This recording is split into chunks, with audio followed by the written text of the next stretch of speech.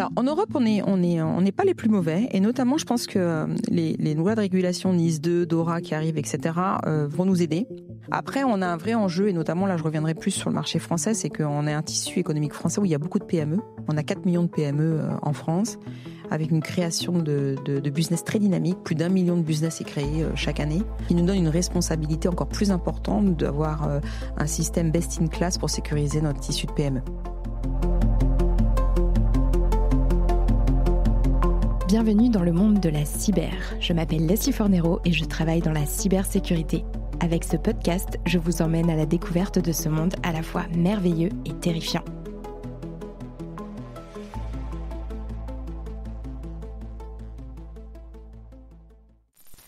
Bonjour à tous et bienvenue dans ce nouvel épisode du monde de la cyber. Aujourd'hui, je suis de retour chez Microsoft pour faire un zoom sur la cybersécurité des PME dans le monde avec Carole Sénéchal. Bonjour Carole. Bonjour Leslie.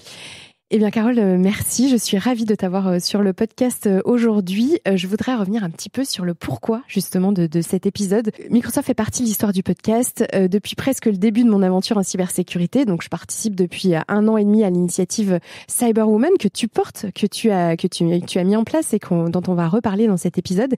Et dans le cadre de cette initiative, donc j'avais déjà eu la chance avec ma binôme Barbara, que mes auditeurs connaissent bien maintenant, d'enregistrer plusieurs épisodes, dont un sur la cybersécurité de chez Microsoft avec Paul Dominjon et Philippe Limantour. Et on s'est recroisés récemment.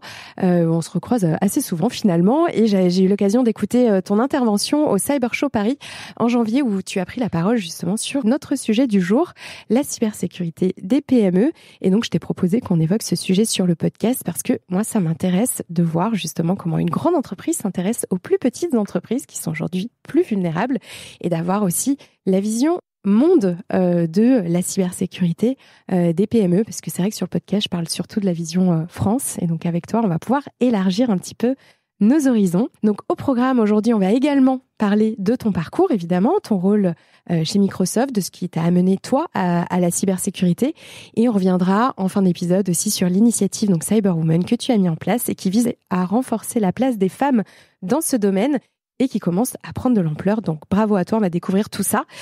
Pour commencer donc, Carole, est-ce que tu peux revenir sur ton parcours ? Comment est-ce que tu t'es intéressée à la cybersécurité ?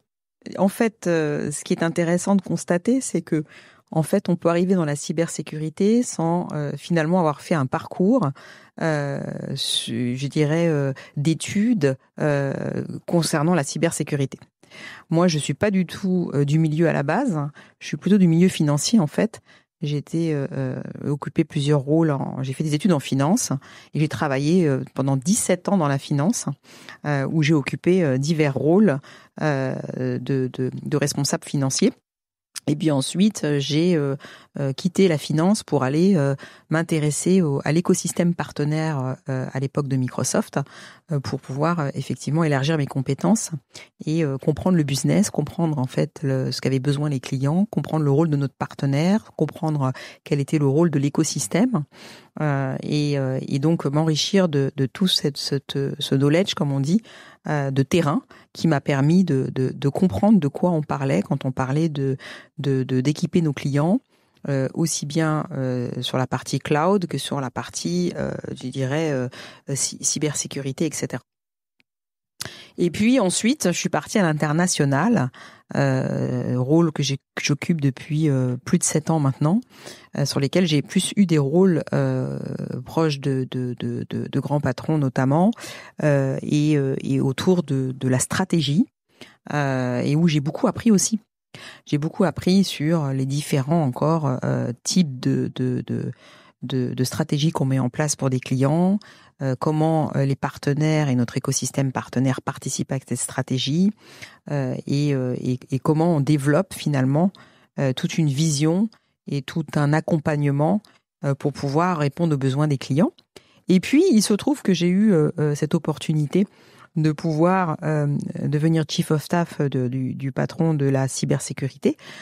Et donc, du coup, c'est vraiment à ce moment-là que je me suis mis vraiment à apprendre de ce patron sur la cybersécurité, et puis de commencer à m'intéresser au sujet et d'être finalement complètement dans une posture d'apprenant, où là, j'ai vraiment appris pourquoi la cybersécurité, à quoi ça sert, à qui ça s'adresse, pourquoi c'est important, de comprendre les différents marchés et les différents chiffres également autour de la cybersécurité et les différentes maturités de marché autour de ce sujet-là. Également comprendre ce que faisait notre compétition autour de la cybersécurité, quel était le rôle de nos partenaires, qui étaient nos partenaires privilégiés, qui étaient les market makers autour de la cybersécurité, et finalement comprendre de quoi on parlait. On sécure qui, on sécure quoi, on sécure comment, quels étaient les besoins des clients. Mais en fait, tout ça, je l'ai appris sur le terrain, si je puis dire, en ayant à la base, soyons honnêtes, aucun knowledge, aucun background lié à mes études. Je suis pas ingénieur en cybersécurité et voilà. Et j'ai fait plutôt des études, encore une fois, liées à la finance, donc et école de commerce. Donc j'ai vraiment pas du tout à la base un profil de femme se destinant à parler de cybersécurité. Voilà. Je voulais le mettre en lumière dans la présentation de mon profil parce que je suis justement, j'essaye de pitcher aussi très régulièrement que finalement la cybersécurité, c'est un métier pour tout le monde. Tout à fait, tout le monde a sa place dans la cybersécurité. C'était il y a combien de temps à peu près que tu as fait cette transition vers la cybersécurité du coup? Alors il y a à peu près, il y a un peu plus de 3 ans maintenant. Quel est ton métier aujourd'hui? Alors mon métier, c'est de simplifier, si je puis dire, l'adoption de la cybersécurité pour les petites et moyennes entreprises et donc pour nos clients. En fait, on a une responsabilité, et je prends cette responsabilité à cœur, qui est de sécuriser tout ce tissu de petites et moyennes entreprises. Alors, quand je parle des petites et moyennes entreprises, donc je parle de ce qu'on appelle en anglais le SMB, Small and Medium Business, qui comprend évidemment toutes les PME, les TPE, etc., les ETI en France. Voilà. Je préfère. Jusqu'à combien de chiffres d'affaires? Enfin, comment tu délimites? C'est pas une question PME, de chiffre d'affaires, TPE, c'est plus une question de taille d'entreprise qui peut vraiment varier en fonction de la manière dont on regarde le marché. Mais ça peut être des entreprises qui ont plus de 3000 employés, hein. Donc ça peut quand même être des entreprises qui sont de grande taille. Et donc mon rôle, c'est de définir une stratégie avec ce qu'on appelle en anglais le go-to-market pour des clients et pour simplifier l'offre qu'on peut avoir pour les PME en répondant aux besoins des clients. Donc en s'adaptant vraiment au business scénario et vraiment en essayant de répondre comment je vais sécuriser le business de mes petites et moyennes entreprises. C'est vraiment ça la problématique. Alors justement, si on rappelle aussi un chiffre en France, selon le dernier rapport de l'ANSSI, l'Agence nationale de sécurité des systèmes d'information, parmi les victimes de ransomware, 37% sont des TPE, PME, ETI. Est-ce que tu peux nous expliquer ce qu'il en est dans le reste du monde et pourquoi les PME sont-elles autant victimes du risque cyber? Alors, le problème que nous rencontrons avec les cyberattaques, c'est qu'elles croient à un rythme alarmant et qu'il est très difficile pour les clients de ces PME de faire face à ce défi incroyable. Il suffit de regarder la presse et de voir les gros titres aujourd'hui pour voir l'impact des ransomware notamment et de l'espionnage et même de l'utilisation du cyberespace comme arme pour affaiblir nos États. La cybersécurité ne se limite plus à des discussions dans le secteur de l'informatique, mais on voit bien maintenant que partout dans le monde, les entreprises, les gouvernements surveillent de près les menaces en cybersécurité qui augmentent, comme je le disais, de manière exponentielle, et notamment concernant ces petites et moyennes entreprises qui sont des cibles privilégiées pour les cyberattaques. Aujourd'hui, on voit quand même que dans ce secteur des PME, ça représente donc quand même 99% des entreprises au niveau mondial. C'est important de comprendre ce sujet-là, parce que quand on parle des autres entreprises, elles ne représentent que 1% du tissu économique mondial. D'accord ? En effet, c'est bien de remettre des chiffres. Voilà. Donc quand on dit qu'elles sont plus attaquées que les autres, déjà, il y a un phénomène de masse qui fait que 99% des entreprises sont des PME. Donc c'est déjà important de le comprendre. 14% seulement de ces entreprises qui sont dans ce secteur avouent être préparées éventuellement pour une cyberattaque. Donc on voit l'ampleur de la maturité du sujet. 14% des 99. Voilà, exactement. Et on observe toujours une augmentation de 300% des ransomware même si celles-ci n'aboutissent pas toutes. Heureusement, on a fait des progrès, et notamment ces 2 dernières années, on voit qu'il y en a beaucoup qui n'aboutissent pas. Mais néanmoins, il y a 300% d'augmentation de ces ransomware autour des PME. Et au niveau mondial, là, on est toujours. Voilà. Et donc par an. Exactement. Okay. Et donc, il y a 60% de ces entreprises du SMB qui avouent avoir subi une cyberattaque dans les 12 derniers mois. Donc, elles sont quand même beaucoup impactées.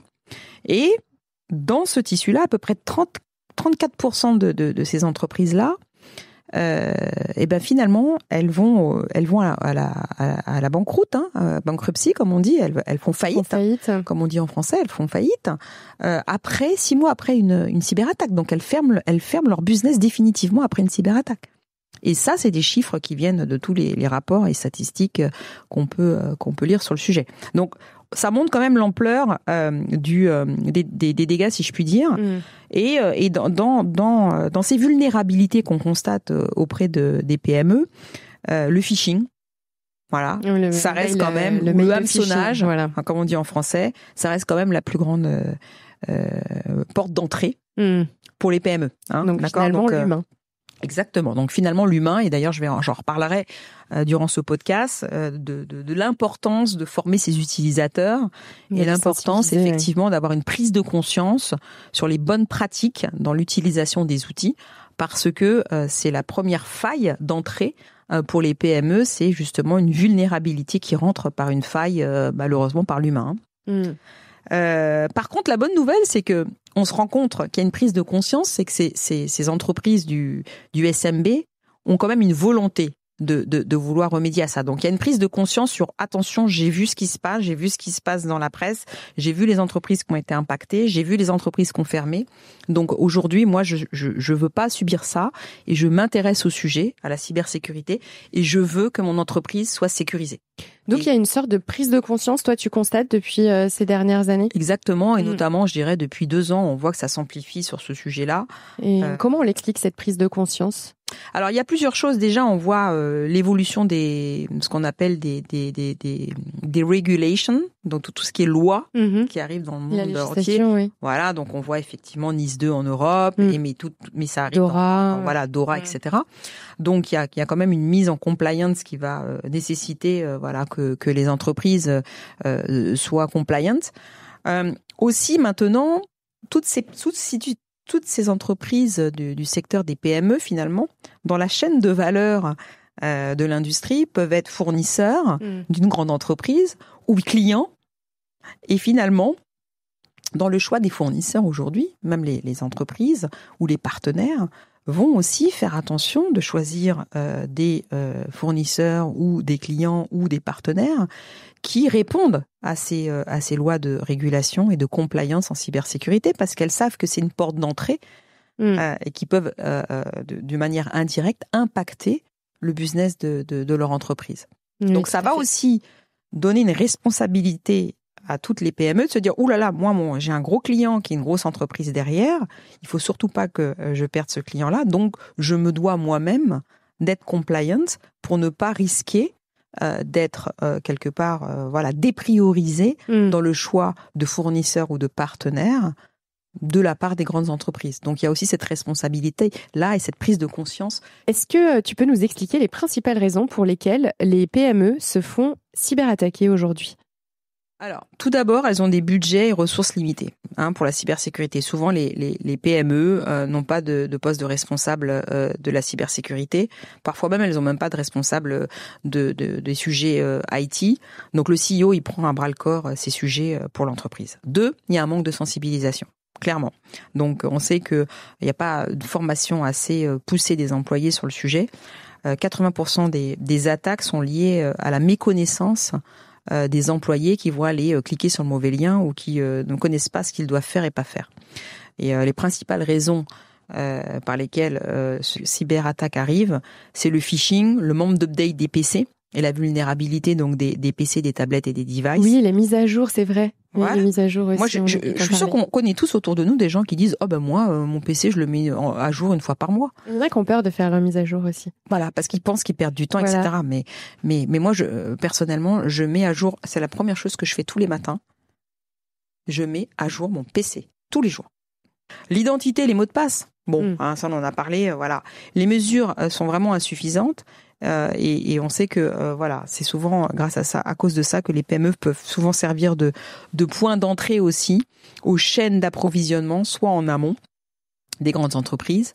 Et c'est d'ailleurs une des raisons pour laquelle Nice 2 met vraiment l'emphase sur l'importance de la mise en conformité pour les fournisseurs et partenaires d'entreprises de plus grande taille.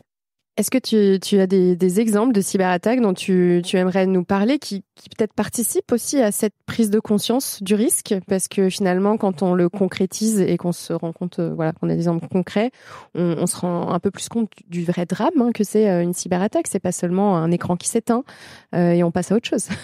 On peut donner 2 exemples qui m'ont interpellé ces derniers temps, qui sont assez récents. Notamment, il y a eu une grosse attaque de ransomware auprès d'un de nos gros retailers français, que je ne nommerai pas, mais vous le reconnaîtrez, qui est une grande chaîne régionale de supermarchés en France qui a été victime d'un ransomware. Mm-hmm. Et l'impact, en fait, de cette cyberattaque, c'est que les opérations qui ont beaucoup perturbé en fait le fonctionnement de ce retailer, ça a duré pendant 10 jours. Pendant 10 jours, ils ont été impactés sur leur business. Donc on peut imaginer le manque à gagner en termes de business pour un gros supermarché français. Ils ont perdu plus de 250 000 euros. Juste avec en termes de dommages et de réputation qui a été estimé et voire bien plus comme ils le disent dans leur témoignage. On a pu identifier que c'est arrivé par un employé tout simplement. Donc un employé qui a cliqué sur un mauvais mail, du hameçonnage, ce genre de choses, et qui du coup a propagé une cyberattaque quelque part dans l'entreprise, et donc a impacté sérieusement le manque à gagner et a occasionné des dommages qui étaient quand même importants pour l'entreprise. Donc ça, c'est un premier exemple. C'est concret. Ça s'est passé dans le retail récemment. Un autre exemple, c'est plus ce qui s'est passé donc en Angleterre cette fois-ci, pour donner un petit peu une dimension internationale. Il y a un employé qui a cliqué sur un lien malveillant et ça a compromis beaucoup de données des clients. Donc là, on est arrivé sur une dimension qui avait un impact sur les clients de cette entreprise-là. Et donc là, on voit bien qu'avec ce qu'on appelle le RGPD et tous ces éléments-là, ça a beaucoup impacté cette entreprise-là et la confiance des clients. Il s'est retrouvé en incapacité de protéger la confidentialité de ses données de ses clients. Exactement. Et a dû payer des dommages et intérêts à chaque client. Donc ça s'est passé en jugement, et donc ça a été décidé. Donc ça a eu un impact vraiment très très important. Donc on peut imaginer dans cet exemple concret que si on avait mis en place un outil de filtrage des emails, par exemple, pour pouvoir identifier ces emails malveillants, peut-être qu'on aurait évité. Voilà, parce qu'il y a des solutions. On va en reparler juste après. Voilà, comment protéger nos entreprises et finalement notre tissu économique, européen, français, mondial. Est-ce que tu as d'autres chiffres à nous donner sur la vision plus Europe ou France, pour faire un petit peu l'entonnoir? Oui, tout à fait. Et alors, il y a une chose aussi qui m'étonne, c'est que malgré la multiplicité de ces attaques, malgré que beaucoup d'entreprises finalement ont leur business qui est impacté, ce qu'on se rend compte finalement, c'est qu'il y en a très peu d'entreprises qui ont souscrit à des cyberassurances. On voit que c'est pas encore dans les gènes. Que je connais bien. Voilà. Donc c'est quelque chose qui est pas encore dans les mœurs. Alors que on pourrait s'imaginer, oh là là, moi j'ai peur, je sais pas quoi faire, alors je souscris une cyberassurance, comme ça c'est pas moi qui gère le sujet, et au moins c'est géré, et voilà, et je risque plus rien. Mais non, c'est pas encore dans les mœurs, et il y a très peu d'entreprises qui ont souscrit à des cyberassurances. Voilà. Ouais, tout à fait. Après, ce qu'on constate quand même en termes d'évolution cette fois-ci, c'est qu'on a multiplié par 10 les attaques par mot de passe. Alors ça, c'est quand même incroyable. On est passé de 3 milliards à 30 milliards en un an. Par mot de passe, tu veux dire des mots de passe faibles qui sont très faciles à craquer? Oui, c'est ça. Exactement. Donc voilà, il y a toujours la bonne pratique d'avoir des mots de passe longs, d'avoir des mots de passe différents sur chaque compte. Voilà, le MFA avec le multi-factor authentification, donc pour pouvoir s'assurer qu'il n'y a pas qu'une porte d'entrée dans ma maison, comme on dit. Voilà, mais qu'il y ait plusieurs manières d'y rentrer. Et ça, c'est important. Donc ça, c'est vraiment un chiffre qui m'interpelle. Ouais, et puis moi, dans notre entreprise, on suit maintenant plus de 300 acteurs significatifs qui sont surveillés contre 200 l'an dernier. Donc voilà, il y a plus de 100 acteurs qui ont été répertoriés comme étant très dangereux, qu'on s'est mis à suivre et qu'on ne suivait pas l'an dernier. Donc on voit l'augmentation aussi des cyberattaqueurs. Ah, donc vous suivez les gangs de hackers, les groupes d'attaquants qui se mettent en place. Voilà, donc ça c'est quelque chose qui est suivi, oui. Ce qui nous permet aussi de pouvoir comprendre quelle est l'ampleur de ces cyberattaques. Aussi, on suit les signaux, donc on voit nous-mêmes on est attaqués, donc on a énormément de signaux d'attaque, ce qui nous permet de pouvoir analyser ces signaux, de les interpréter et donc d'être plus fort sur comment protéger et pouvoir y remédier. Voilà. Oui, tout à fait. Donc ça c'est aussi Mais par contre ce qu'on voit quand même c'est que c'est de plus en plus complexe, les attaques sont de plus en plus complexes et je pense qu'avec l'augmentation et le déploiement de l'intelligence artificielle, ça va ne faire que se complexifier parce que l'intelligence artificielle, elle va nous aider à être plus performants pour détecter les attaques et pour pouvoir mettre en place des plans de remédiation, donc comment répondre à ces attaques. Mais en revanche, les cyberattaqueurs, ils vont aussi utiliser l'IA pour être beaucoup plus performants. Et voilà. Oui, l'IA va être multiplier les attaques. Des deux côtés, on va dire. Voilà. J'aime bien faire cette analogie avec Star Wars. Très souvent, quand j'explique aux étudiants ou aux élèves ce que c'est que la cybersécurité, j'aime bien parler des Jedi et des Sith et de dire que là, on a les méchants et les gentils. Exactement avec l'analogie qu'on peut faire avec les Jedi et voilà. Et puis de se dire que finalement la cybersécurité c'est exactement la même chose. On a des gentils attaqueurs et on a des méchants attaqueurs. Et le tout c'est d'être du bon côté. Cœur éthique comme on les appelle. Voilà. Et de ne pas sombrer du côté obscur de la force. Tout à fait. Moi je les appelle les cyber-héros aussi. Voilà. Ou les exactement. De la cyber-héros, j'aime bien ce mot. Mais cyber-héros c'est mon préféré. En moyenne quand même dans les entreprises aujourd'hui, et ça c'est valable pour les PME, il y a à peu près 80 outils de cybersécurité qui cohabitent entre eux. Mais justement, on va en parler de ces solutions de cybersécurité. On va passer du côté des cyber-héros après avoir parlé des groupes d'attaquants et des cyberattaques. Donc, on dit souvent que les solutions de cybersécurité sont réservées aux grands groupes. C'est aussi pour ça que pendant longtemps, les PME ne se sentaient pas forcément concernées par le risque cyber. Par où on commence aujourd'hui, du coup, quand on est une PME pour se lancer dans sa cybersécurité ? Alors, avant d'expliquer par quoi on commence, je pense qu'il est peut-être important de rappeler que il y a quand même 80% des PME qui mettent en place des mesures qui sont assez connues et qui sont assez qu'on identifie maintenant sur le marché. L'utilisation d'un antivirus, bon ça je pense que c'est vraiment le truc que ça normalement tout le monde à peu près ce que c'est et on se dit voilà, ça c'est le truc numéro 1 qui vient dans la tête des gens, c'est se dire il faut que j'ai un antivirus. Mais ça ne suffit pas, on le sait. Voilà. La sauvegarde des données éventuellement vers l'extérieur, ça peut être aussi quelque chose. Les mesures de protection des locaux et du matériel, bon, ça fait partie aussi. Oui, finalement, les mesures de protection physique sont très importantes en cybersécurité aussi. Voilà. Tout ce qui est dispositif de formation et de sensibilisation aux employés. Alors ça arrive bien après déjà, on voit. Parce que il y a encore beaucoup de PME qui n'ont pas encore, de campagne de phishing en place. Oui, voilà, ou de formation en place pour leurs employés, de sensibilisation. Voilà, parce que ils n'ont pas forcément, fait le lien entre j'ai eu une cyberattaque, mais finalement c'est venu de un de mes employés qui a cliqué sur le mauvais bouton. Oui, et puis souvent on a du mal à arriver à la source de la cyberattaque. C'est difficile de savoir d'où elle vient vraiment. Exactement. De remonter les traces. Ouais. Donc avoir une bonne hygiène en cybersécurité, bien former ses employés, savoir qu'est-ce qu'on doit faire, qu'est-ce qu'on doit pas faire et et mettre en place ces mesures de formation, c'est aussi quelque chose qui est important. La désignation d'un référent éventuellement dans l'entreprise cybersécurité. Alors on sait que c'est référent DPO mais le référent cyber. Exactement, mais aujourd'hui, on le sait dans les PME, il y a un manque de ressources et il n'y a pas forcément de ressources dédiées pour l'informatique ou voire un référent en cybersécurité. C'est souvent le patron qui prend ces sujets à bras le corps.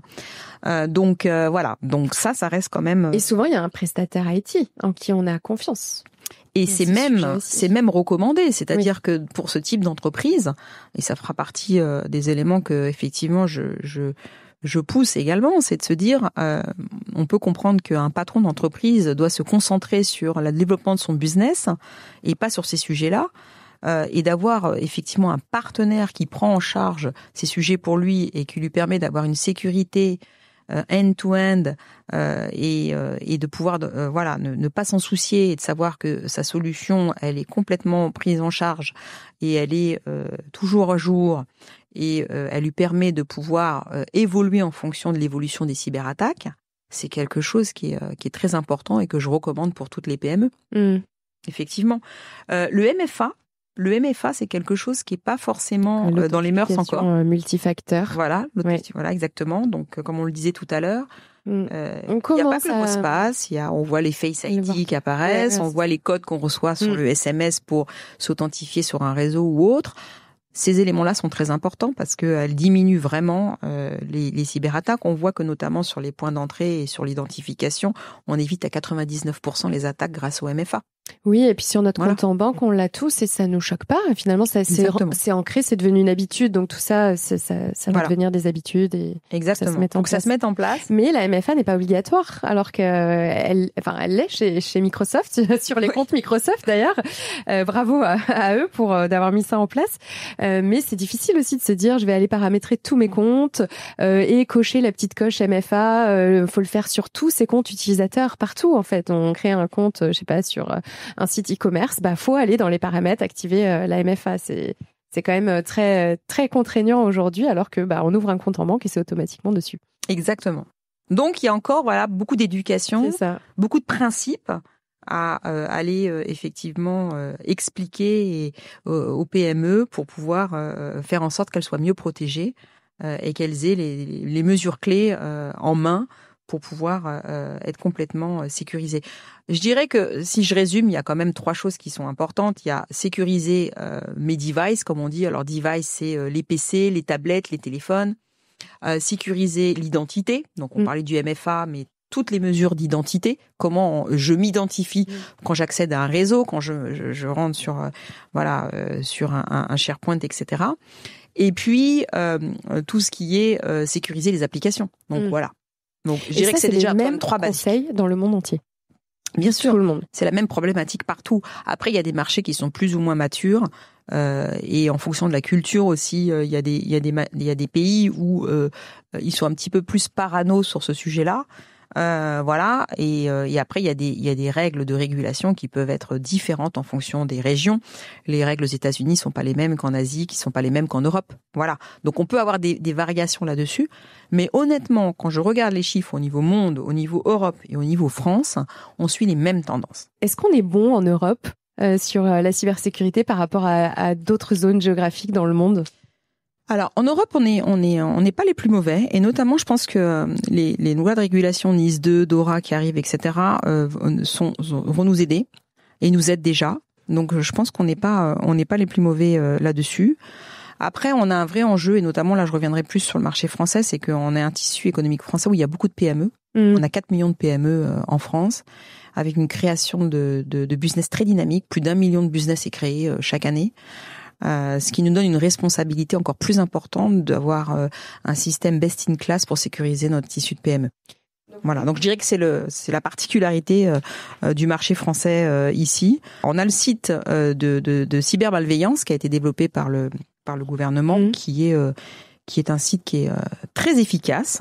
Et 80% des cyberattaques en France qui concernent les PME l'an dernier ont fait appel à ce site de cyber malveillance. Ça représente plus de 1500 à 15 000 entre 1500 et 15 000 entreprises qui font la démarche systématiquement d'aller se renseigner auprès de ce site-là pour avoir des informations sur comment réagir en termes de cyberattaque. Donc je pense que voilà, ce système qu'a mis en place le gouvernement est très efficace. Il va vraiment nous aider. Et du coup, j'ai une petite question personnelle parce que moi, je vais donc monter mon entreprise cet été. Mais par contre, je ne vais pas être fournisseur d'une grande entreprise. Est-ce que je suis quand même concernée par toute cette politique même dès le début de cybersécurité? Est-ce que il y a des points sur lesquels il faut vraiment que je fasse attention vraiment dès le jour numéro 1? Exactement, parce qu'en fait, qu'on ait des employés ou pas, voilà, une entreprise va avoir effectivement une présence sur les réseaux, une présence sur Internet, voire des applications, etc. Tu vas, j'imagine, avoir une boîte email. Oui, donc j'aurai une boîte mail, peut-être un tu site vas être internet. connecté, Oui, voilà. Donc, exactement. dans la mesure où tout ça est mis en place, tu vas être plus ou moins vulnérable. Et donc, du coup, oui, au moins sécuriser les points d'entrée, l'identité, les emails, les applications si tu en as, et l'accès à ton réseau, ça fait partie au moins des quelques règles d'hygiène qu'il faut absolument mettre en place pour sécuriser ton business, qu'il soit de petite taille ou de plus grande taille. Ce sont des principes de fonctionnement, je dirais, dès qu'on rentre dans le monde du numérique. Après, j'ai dit, il faut faire attention aussi à une chose, c'est que le télétravail, on sait que c'est quelque chose qui a explosé depuis le Covid. C'est d'ailleurs une des raisons pour lesquelles il y a aussi de plus en plus de cyberattaques, c'est que les gens finalement se connectent d'un peu n'importe quel device, de chez eux, pas chez eux, des fois même d'un PC perso sur des réseaux de l'entreprise. Bon, ça ne peut pas arriver chez Microsoft, mais je sais que ça arrive dans d'autres entreprises. J'ai des collègues qui m'ont déjà raconté un certain nombre d'histoires. Donc, les conséquences du télétravail font en sorte qu'il faut encore être plus vigilant sur la mise en place des bonnes règles de fonctionnement pour les employés, pour éviter justement les cyberattaques. Et puis la numérisation. Alors la numérisation, j'ai envie de dire, c'est un sujet qui est global, qui est pas que pour les PME. Le monde se numérise. C'est de vrais sujets. Et dès qu'il y a un truc qui marche pas, on ne sait plus quoi faire. C'est terrible. Exactement. On va être dépendant complètement de ça. Maintenant, on a l'IA qui arrive et qui va changer beaucoup de choses dans notre manière de fonctionner, de travailler et d'opérer. Voilà. Donc, forcément, avec cette numérisation qui se développe, eh bien, on a de plus en plus de risques cyber et nous faisons face à un paradoxe qui est plus on se numérise, plus on gagne en efficacité et en compétitivité, mais plus on augmente le risque de cyberattaque. Tout à fait. Alors, je rajouterais juste qu'il ne faut pas négliger le coût qui sont liés à ces cyberattaques. Le coût pour une PME qui a été constaté dans ces dernières années, c'est en moyenne 80 000 euros. Donc, on peut comprendre que ça soit très très lourd à porter pour une PME et pour une entreprise qui se lance dans un business particulier. Donc, ça peut vraiment faire arrêter une entreprise en fait. Donc il faut prendre les sujets de manière très sérieuse. On a un écosystème partenaire qui est juste fabuleux et qui peuvent aider les PME justement à gérer ces risques et à vraiment les gérer end-to-end comme on dit, et de faire en sorte que ces patrons de PME puissent se concentrer sur le développement de leur business sans aucun risque, parce que justement complètement pris en charge avec des solutions qui vont être mises à jour régulièrement et qui vont être faciles à acheter, à déployer et à manager pour des PME. Donc finalement, investir dans sa cybersécurité dès le début peut être très très rentable pour son entreprise. Exactement. Merci beaucoup Carole. On va maintenant parler du programme Cyberwoman que tu as mis en place chez Microsoft il y a quelques années. D'ailleurs, tu vas nous expliquer. Je voudrais bien revenir un petit peu sur la genèse, la création de cette initiative et ses objectifs. Oui, absolument. Alors déjà, moi je suis j'ai toujours été très très très active sur les sujets de diversité et d'inclusion. Voilà, c'est quelque chose qui me tient beaucoup à cœur. C'est probablement lié aussi à mes multiples origines, où j'ai à peu près finalement des origines de tous les continents du monde sauf l'Australie. Donc beaucoup de mélange dans ma personne en tant que personne et en tant que héritage identitaire et culturel. Donc je me suis toujours beaucoup intéressée à tout ce qui est diversité et inclusion, et d'ailleurs je suis membre du board de Féminin Pluriel Paris, qui est un club aussi de femmes pour justement faire rayonner la femme, l'aider à se développer son réseau, apprendre, grandir ensemble et s'inspirer. Deux initiatives pour plus d'inclusion, plus de femmes dans notre monde et dans le quotidien de nos entreprises et dans nos industries et dans tous les secteurs d'activité, si je puis dire, pas que dans l'informatique.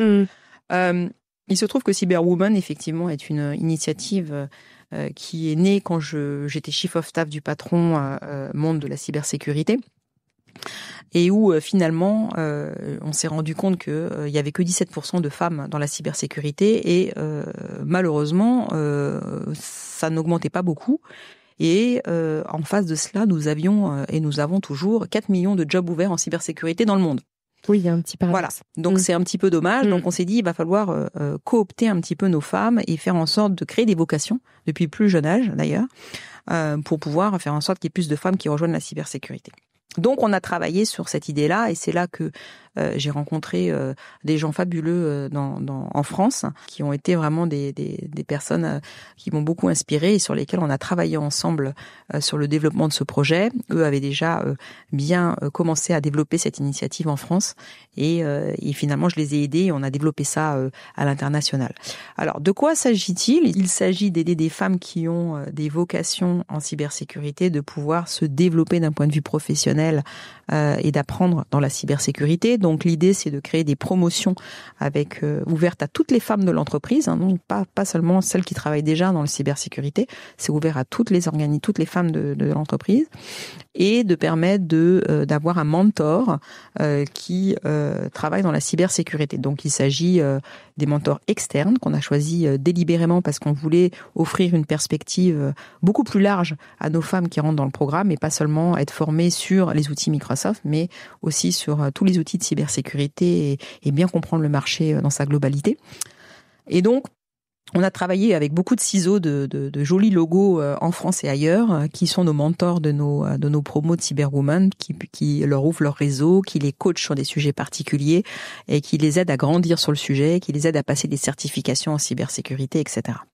Et puis à côté de ça, on a développé plein de partenariats. On a notamment annoncé aujourd'hui un partenariat avec le 16 FIS et donc on a développé d'autres partenariats avec des acteurs clés de la cybersécurité également, pour pouvoir faire rayonner les femmes et les faire apprendre dans ce sujet, dans ce domaine-là. Et notamment, on intervient dans les écoles. Nos cyberwomen sont des acteurs clés dans une initiative où elles forment les enfants depuis leur plus jeune âge sur l'importance de la cybersécurité et pourquoi il est important pour ces enfants de comprendre de quoi on parle et éventuellement créer des vocations. Alors on a développé ce programme-là donc en France et ensuite on l'a développé en Angleterre, on l'a développé en Hollande également, on l'a développé en Allemagne. On l'a développé également en Asie, et c'est un gros programme en Asie d'ailleurs, et on est en train de l'ouvrir aux États-Unis, au Canada. On l'a aussi développé dans toute la région d'Amérique du Sud, et notamment au Brésil. Voilà, donc on a fait de cette initiative une initiative internationale, et bravo. Et voilà, et donc ça fonctionne bien. Ça résonne bien. On sent qu'il y a énormément de gens qui sont très impliqués sur le sujet et qui font un travail extraordinaire pour faire grandir Cyberwoman en interne et en rayonnement externe également. Et on se rend compte finalement que les femmes n'ont pas envie de quitter le programme. Donc, on a un problème, on est victime de notre succès, c'est-à-dire que voilà. C'est vrai, j'en fais partie, j'ai pas envie non plus de quitter le programme. C'est un peu comme une petite famille de femmes dans la cyber et ça fait du bien. Et est-ce que tu vois des disparités entre les régions du monde ? Est-ce que les 17% de femmes dans la cybersécurité, c'est propre à la France ou est-ce que tu retrouves aussi à peu près les mêmes proportions dans les autres pays ? Non, alors malheureusement, c'est encore pire en France, c'est que 11%. Oui, voilà, c'est ça. Ok, d'accord. Donc 17%, c'était pas la France. Voilà. En fait. Et encore, les 17%, elles évoluent positivement dans le monde. Il semblerait qu'on tende vers une tendance de 24%, donc on commence à grandir un peu. Mais en France, on est moins bien outillés que les autres de ce côté-là. Après, il faut se rendre compte que voilà, on est sur des trends de 24% de femmes dans l'IT qui font partie des COMEX. Et après, donc, je citerai même pas le pourcentage de femmes qui arrivent CEO. On le connaît, il est très faible. Oui, tout à fait. Voilà, on n'en est pas encore là. Mais donc du coup, on a un vrai sujet de déjà démocratiser la cybersécurité pour les femmes, de démocratiser la cybersécurité, je dirais, pour toute personne qui est motivée sur le sujet. Parce que il y a aussi des idées reçues sur le sujet. On s'imagine que la cybersécurité c'est que pour les gens qui sont bons en maths, on s'imagine que la cybersécurité c'est que pour les garçons, on s'imagine que la cybersécurité c'est que pour des gens qui ont déjà fait X années de carrière dans la cybersécurité, que c'est trop complexe, que c'est trop technique, etc. Eh bien non, en fait, on peut apprendre la cybersécurité à tout âge. C'est un domaine où les femmes sont curieusement très bonnes. on se rend compte, j'ai discuté récemment avec un directeur d'école qui me disait qu'ils avaient mis en place une initiative au sein d'un collège et que voilà, ils faisaient participer sur des projets d'informatique et notamment de cybersécurité des garçons et des filles, et qu'en fait ceux qui avaient les meilleures idées et qui avaient gagné quasiment tous les prix, c'était les filles. Je sais pas pourquoi ça m'étonne pas. Donc voilà, donc on essaye de faire comprendre que en plus de ça, on a besoin de femmes. Elles apportent autre chose, une autre vision et une autre façon d'autres idées innovantes, et que avoir cette complémentarité entre des femmes et des hommes sur un sujet aussi important que la cybersécurité, c'est important. Et c'est important d'ailleurs pas que dans la cybersécurité, on le voit. Maintenant c'est prouvé, on sait qu'avoir un bon équilibre homme-femme dans tous les sujets, dans toutes les industries, c'est quelque chose qui est favorable pour le développement d'un business et d'une société. Donc voilà, la cybersécurité n'échappe pas à ces règles et on est encore loin de pouvoir réussir dans ce domaine-là. Donc on voudrait pouvoir, grâce à ce type d'initiatives, créer des vocations et puis aider des femmes à se reconvertir. Il y a aussi beaucoup de femmes, on le voit, j'ai des beaux exemples autour de moi de femmes qui étaient pas du tout dans la cybersécurité, qui finalement se sont formées dans la cybersécurité et maintenant travaillent dans la cybersécurité. Nous en faisons partie. Et nous en faisons partie. Toi, Leslie, et moi, Carole, absolument. Et voilà, donc vraiment la porte est ouverte à tout le monde. Et c'est quelque chose qui est super intéressant, passionnant même, je dirais, parce que ce sont des jobs où on a un vrai impact sur la société, et un impact positif. Du sens. Voilà, ça fait du sens, et ça fait partie des sujets qu'on appelle communément le leadership positif. C'est qu'on se rend compte qu'en travaillant sur ces sujets-là, on travaille sur des sujets où on fait grandir la société positivement.